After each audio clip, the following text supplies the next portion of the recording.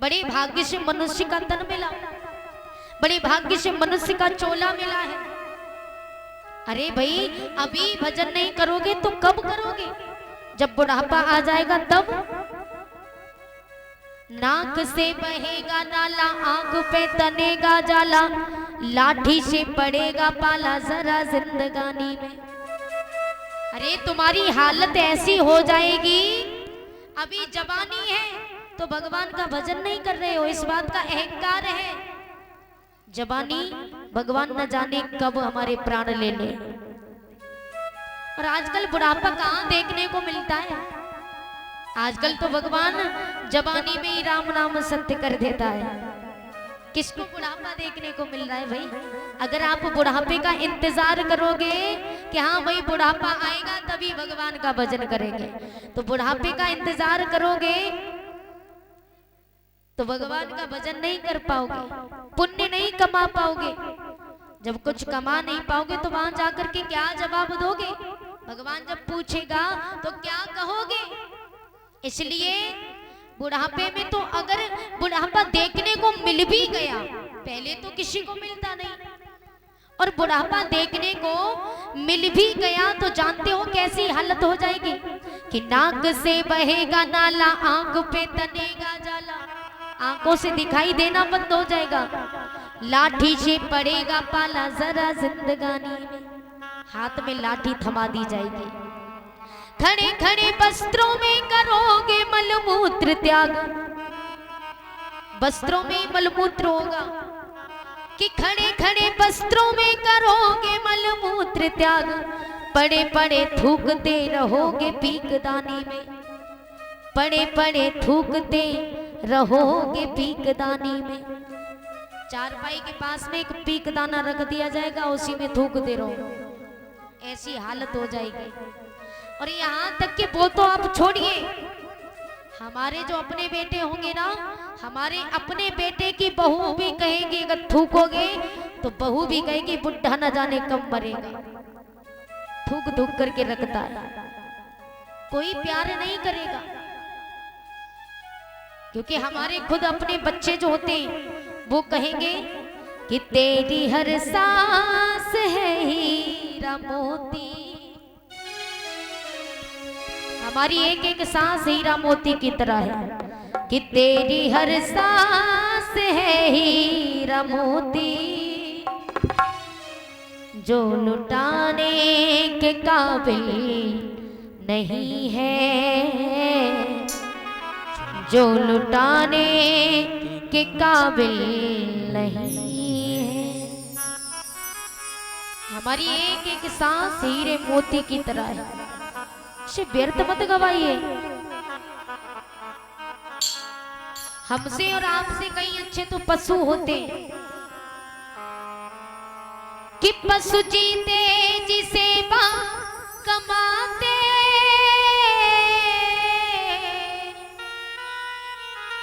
बाद मरने के भी काम आते,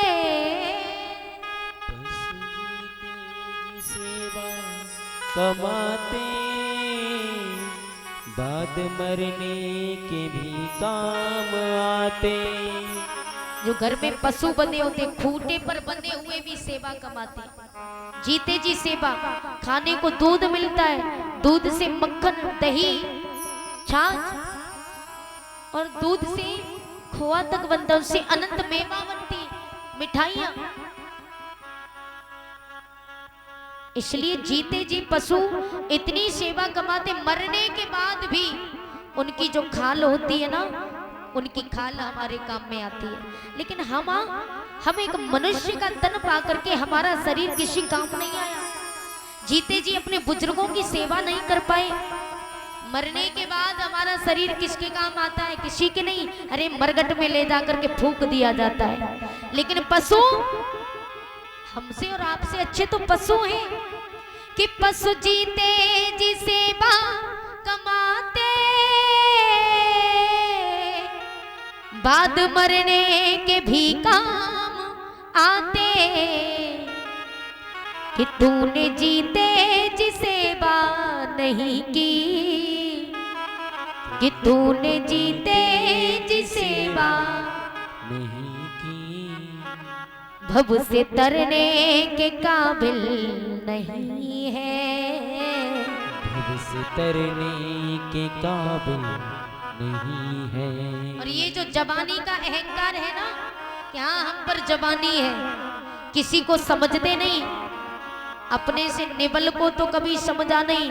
किस बात का अहंकार? याद रखना कि कई जवानी और आया बुढ़ापा, सबको लगने लगा तो पराया। गई जवानी और आया बुढ़ापा, सबको लगने लगा तो पराया। हमारे खुद के बच्चे कहेंगे क्या? कि बाल बच्चे कहीं मर जा बूढ़े, बाल बच्चे कहे मर जा बूढ़े। कि बाल बच्चे कहीं मर जा बूढ़े। क्यों? अब कमाने के काबिल नहीं है, अब कमाने के काबिल नहीं है। क्योंकि अब कमाने के काबिल नहीं। बच्चे भी कहेंगे बुढ़ा न जाने कब मरेगा, बेटा बेटा खाता रहता है फालतू का।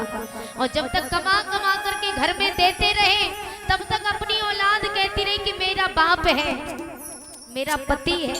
पत्नी कहेगी मेरा पति है, बच्चे कहेंगे मेरा बाप है, बहन कहेगी मेरा भाई है, माँ कहेगी मेरा बेटा है। और जब बुढ़ापा आया, कमाए नहीं, हाथ पांव काम साथ नहीं दे रहे, तो वही हमारे अपने जो कभी कहा करते थे कि ये मेरा है, ये मेरा है, हमारे वही अपने कहेंगे न जाने बुढ़ा कब मरेगा। इसलिए प्यारे कहा है कि खड़े खड़े वस्त्रों में करोगे मलमूत्र त्याग, पड़े पड़े थूकते रहोगे पीकदानी में। शक्ति ना रहेगी तब भक्ति क्या करोगे तब, राम नाम बोलते तुम्हारी बदवाणी में। राम नाम बोलते तुम्हारी मदवाणी, कि राम नाम बोलते तुम्हारी बदवाणी में। अगर बुढ़ापा आ जाएगा ना, मुंह के दांत उखड़ जाएंगे, तो राम बोलते समय मुंह से हवा निकल जाएगी, लेकिन भगवान का नाम शुद्ध नहीं निकलेगा। तो ऐसे में जब हमारा शरीर साथ नहीं दे रहा, तो भगवान का भजन क्या कर लेंगे बुढ़ापे में? तो बुढ़ापे का इंतजार मत करो, जब समझ आ जाए तभी से भगवान का भजन करो। क्योंकि कहा है प्यारे कि चली जा रही है उम्र धीरे धीरे, चली जा रही है उम्र धीरे धीरे, चली जा रही है उम्र धीरे धीरे, चली जा रही है उम्र धीरे धीरे। पल पल ये आठों पहर धीरे धीरे, पल पल ये आठों पहर धीरे धीरे, चली जा रही है उम्र धीरे धीरे, चली जा रही है उम्र धीरे धीरे।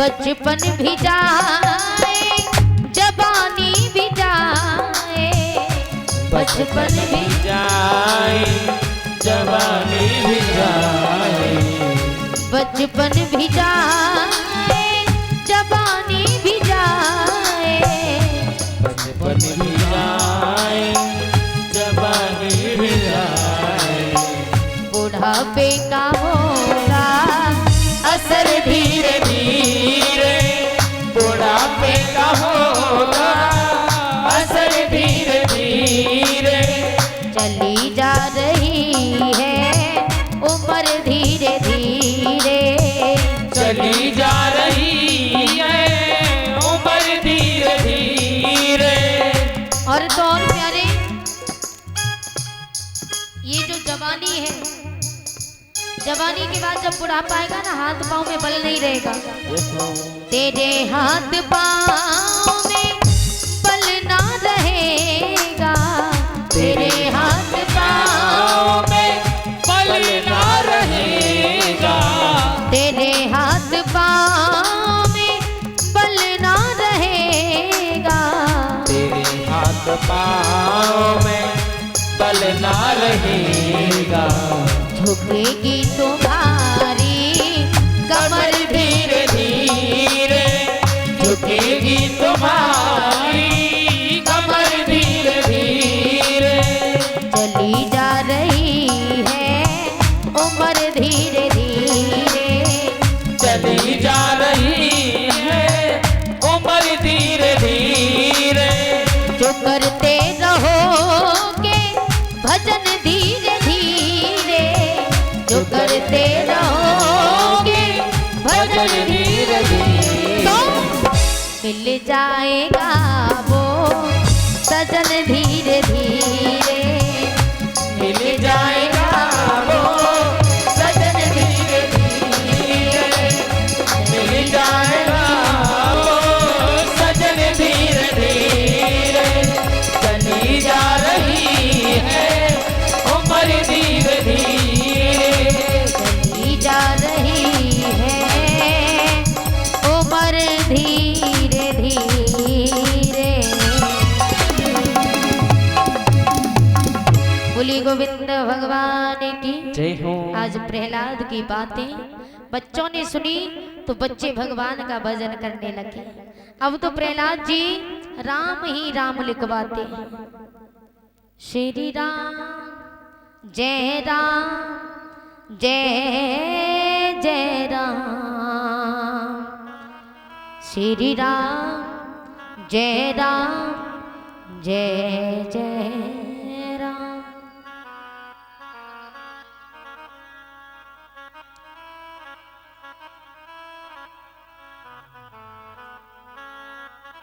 आज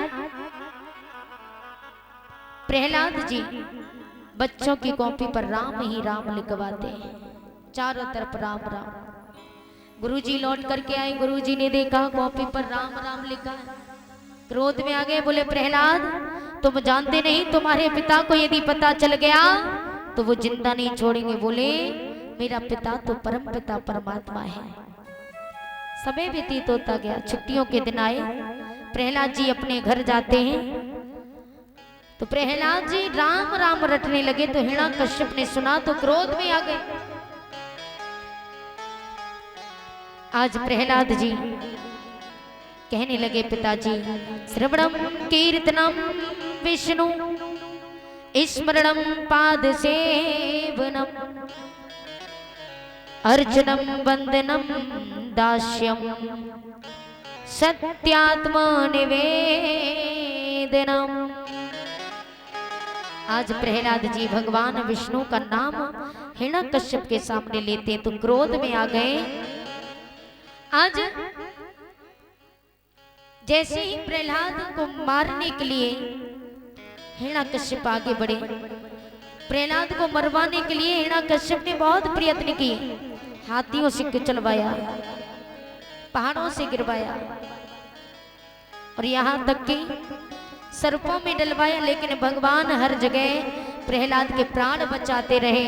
अंत में होलिका को सौंपा तो होलिका प्रहलाद को मारने चली तो प्रहलाद कहने लगे, बुआ मेरे पिता को बुरो बताए रही है, जाने संसार को पालो है, उन भैयन भलो बताई रही है, जाने खसम तुम्हारो मारो है। जय जय। क्योंकि होलिका के पति को किसी और ने नहीं बल्कि होलिका के सगे भैया हिरण्याकश्यप ने ही मारा था। अपने खास बहनोई को, होलिका के पति को, यानी प्रहलाद के फूफा को। क्यों मारा? क्योंकि होलिका जब वन में घूमने गई उस समय होलिका कुंवारी थी। होलिका ने विप्रचित्त को देखा तो कहा हमारे साथ विवाह कर लो। विप्रचित्त ने कहा पहले अपने भैया से आज्ञा लो। तो होलिका ने अपने भैया से पूछा तो हिरण्याकश्यप ने कहा हम विवाह तो कर देंगे लेकिन हम दोनों में युद्ध होगा, युद्ध में जो जीतेगा उसी की होलिका होगी। बोले ठीक है, शर्त मंजूर रखी गई। अब विप्रचित्त में और हिरण्याकश्यप में युद्ध हुआ तो युद्ध में विप्रचित्त ने हिरण्याकश्यप को हरा दिया। मजबूरी में होलिका की शादी विप्रचित्त के साथ करनी पड़ी हिरण्याकश्यप को। होलिका अपने पति को लेकर के मंदिर में गई और माता रानी से कहा कि माँ हमें आशीर्वाद दो, आज मैंने विवाह किया है। तो उसी समय माता रानी ने कहा पुत्री तेरी जोड़ी तो बहुत सुंदर है लेकिन तू बहुत जल्द विधवा हो जाएगी। होलिका के हाथों से आरती की थाली छूटी और कहा कि माँ अपनी बेटी को दुआ देने की वजह बद्दुआ देती है, कैसी माँ है? तो माँ ने कहा कि मैं तुम्हें ये चीर देती हूँ, जब तक ये चीर तेरे और तेरे पति के ऊपर रहेगा तब तक कोई कुछ नहीं बिगाड़ सकता। तो होलिका वो चीर लेकर के अपने पति के साथ महलों में गई। जब भी सोती थी अपने ऊपर चीर डाल के सोती, अपने और अपने पति के ऊपर। एक दिन हवा चलने पर चीर उड़ करके नीचे गिर गया। हिरण्याकश्यप को बदला लेने की उपाय सोचा। हिरण्याकश्यप क्रोध में आया, तलवार लेकर के अपने ही बहनोई के टुकड़े कर दिए, मार दिया। उसी समय होलिका चीखने लगी और कहा कि भैया तूने मेरा वंश आगे नहीं बढ़ने दिया, आज मैं भी कसम खाती हूँ मैं तेरा वंश आगे नहीं बढ़ने दूंगी। इसीलिए होलिका अपने भतीजे को मारना चाहती थी, प्रहलाद को। तब प्रहलाद ने कहा बुआ तुम मुझे मार रही हो अपने भैया के कहने पर, लेकिन तुम शायद भूल रही हो कि मेरे पिता को बुरो बताई रही है, जाने संसार को पालो है। और सुन बुआ उन भैयन भलो बताई रही है, जाने खसम तुम्हारो मारो है, जाने सजन तुम्हारो मारो है। बुआ जिसने तेरे पति को मारा आज उसी के कहने पर तू चल रही है। लेकिन सुन बुआ जाने चाचा को मारो है, जिसने मेरे चाचा को मारा वो मेरा पिता था पार ब्रह्म परमात्मा। क्योंकि हिरण्याक्ष का वध भगवान विष्णु ने किया सूकर का रूप धारण करके। तो प्रहलाद भगवान विष्णु को अपना पिता मानते थे। तो प्रहलाद बोले कि बुआ मेरे चाचा को मारने वाला कोई और नहीं मेरा पिता था, कि जाने चाचा को मारो है वो बबुला खास हमारो है, जाने फूफा को मारो है वो बिरना खास तुम्हारो है, वो भैया खास तुम्हारो है। होलिका ने एक बात नहीं मानी, प्रहलाद को उठा करके ले गई वन में जाकर के लकड़ियों की चिता बना करके प्रहलाद को गोदी में लेके बैठ गई, अपने ऊपर चीर डाल लिया, अग्नि प्रज्वलित की। भगवान की ऐसी असीम अनुकंपा हुई कि चीर उड़ करके प्रहलाद के ऊपर आ गया, होलिका जल करके रहन हो गई। बोले गोविंद भगवान की। उसी दिन से होली का पर्व मनाया जाता है। देवताओं ने प्रसन्न होकर के अंबर से रंग गुलाल उड़ाया, राक्षसों ने क्रोध में आके कीच मट्टी धूल उड़ाई। और दीपावली का त्योहार भगवान श्री राम जब 14 बरस का वनवास करके लौटे घर, तो ये बात सिर्फ माता कौशल्या को पता थी। तो माता कौशल्या ने एक दीपक जलाया, एक दीपक जला करके उन्होंने अपनी दहलीज पर रखा। तो अयोध्या वासियों ने पूछा कि मैया 14 वर्ष बाद तुमने एक दीपक जलाया, आज क्यों? तब मैया कौशल्या ने कहा कि आज मेरा बेटा राम घर आया है। तो अयोध्या वासी बड़े प्रसन्न हुए, कहा माँ ये बात हम सबको मालूम नहीं थी, तुम्हें पता थी, इसलिए एक दीपक तुमने जलाया। कल हम सब मिलकर के खुशी के दीपक जलाएंगे। तो पहले दिन एक दीपक जलता है ना, क्योंकि वो मैया कौशल्या ने जलाया था। लेकिन दूसरे दिन अयोध्या वासियों को पता चला, तब दूसरे दिन अयोध्या वासियों ने सबने मिलकर के बहुत सारे दीपक जलाए। इसलिए 2 दिन का त्योहार मनाया जाता है। पहले दिन मैया कौशल्या का दिया और दूसरे दिन अयोध्या वासियों ने जलाया था। बोली राजा रामचंद्र के आज ये बात हिरण्यकश्यप को मालूम पड़ी। हिरण्यकश्यप को पता चला कि मेरी बहन इस दुनिया में नहीं, तो क्रोध में आ गया और कहा कि आज मैं स्वयं प्रहलाद को अपने हाथों से मारूंगा। तलवार लेकर के आगे बढ़े तो प्रहलाद चरणों में गिर गए और कहा पिताजी मोहे राम नाम प्यारो, मोहे राम नाम प्यारो, पिताजी मोहे मत मारो, मोहे राम नाम प्यारो, पिताजी मोहे मत मारो, मोहे राम नाम प्यारो, पिताजी मोहे मत मारो। मेरे पिताजी मोहे मत मरवैयो, मेरे पिताजी मोहे मत मरवैयो, मेरे पिताजी मोहे मत मरवैयो, मेरे पिताजी मोहे मत मरवैयो, राम के नाम को मत छोड़वैयो, राम के नाम को मत छोड़वैयो, करो ना जग से न्यारो, राधे करो ना जग से न्यारो, पिताजी मोहे मत मारो, मोहे राम नाम प्यारो, पिताजी मोहे मत मारो।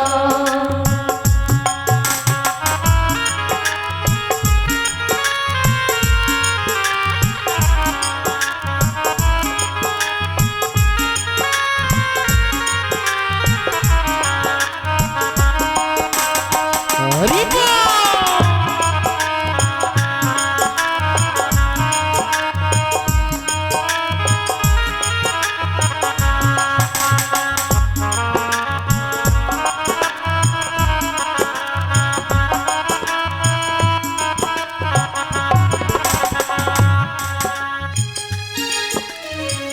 आज प्रहलाद कहने लगे पिताजी क्यों रहे हो तुम पाप कमाई, क्यों रहे हो तुम पाप कमाई, क्यों रहे हो तुम पाप कमाई, क्यों रहे हो तुम पाप कमाई, बात को सुन लो पिता हमारी, बात तो सुन लो पापा हमारी,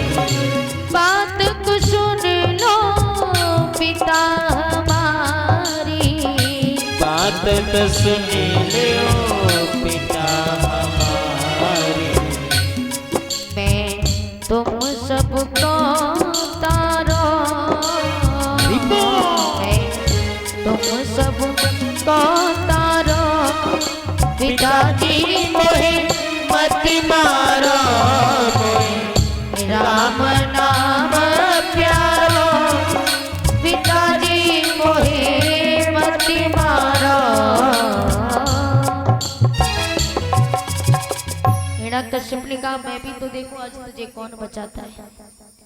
आज प्रहलाद को मारने के लिए हिरण्यकश्यप आगे बढ़े,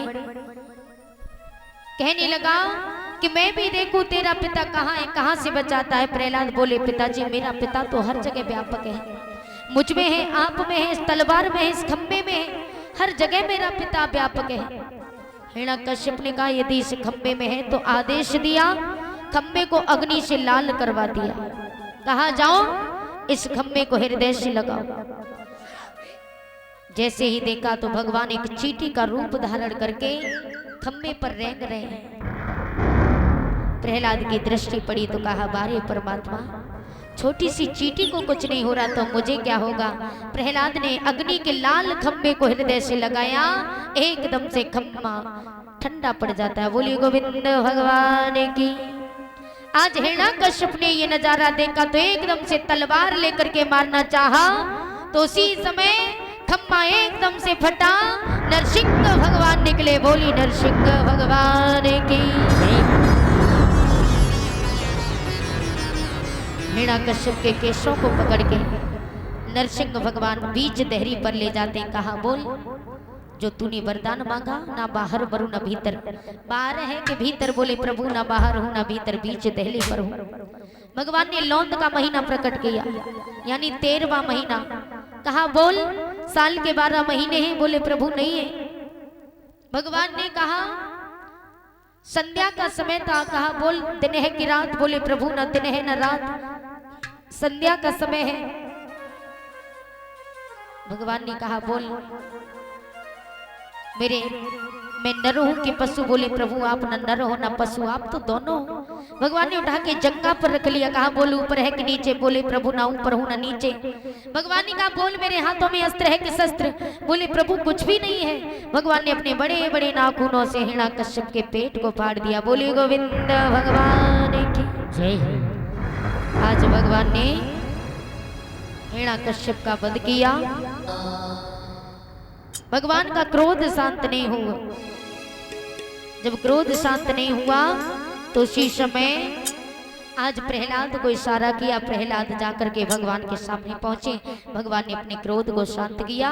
उसके बाद भगवान अपने धाम को चले जाते। प्रहलाद के पुत्र हुए विरोचन और विरोचन के पुत्र हुए राजा बलि। बोलिए भागवत महापुराण की जय हो। और कल का विशेष ध्यान दें, कल भगवान श्री राम की कथा होगी। उसके बाद भगवान श्री कृष्ण का जन्म होगा। तो भगवान श्री कृष्ण की बड़ी सुंदर झांकी निकलेगी।